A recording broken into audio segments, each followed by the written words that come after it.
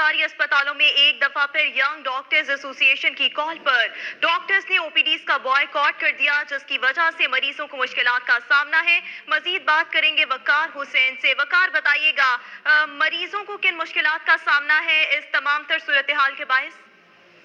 में एक दफा फिर यंग डॉक्टर एसोसिएशन की जानिब से मुतालबा तस्दीक न होने के खिलाफ पीरगोट समेत पूरे अजला की सिविल अस्पतालों के ओपीडीज का बाइकाट करके जो एहतजाजी मुजाहरा किया है। डॉक्टर्स ने जो मुख्तलिफ अस्पतालों में ओपीडीज का बाइकाट करके एहतजाजी मुजाहरा किया है। डॉक्टर्स का कहना है कि सिंध हुकूमत ने कुछ दिन कबल हमारे मुतालबा तस्लीम किए, लेकिन उन मुतालबा तस्लीम किए लेकिन उस पर जो है अमल दरामद नहीं हुआ, जिसके बाद आज मजबूरन हमें जो है पूरे सिंध के अंदर जो है हमें ओपीडीज का बाइकाट करना पड़ रहा है। डॉक्टर्स का कहना है कि पंजाब के अंदर जो है डॉक्टर्स को ज़्यादातर तनख्वाहें दी जा रही है, लेकिन सिंध के अंदर डॉक्टर को जो है ज़्यादातर तनख्वाहें नहीं दी जा रही और सिंध के अंदर 3000 से ज़ायद पोस्टें पड़ी, लेकिन सिंध हुकूमत की जानिब से इश्तिहारात नहीं दी जा रहे।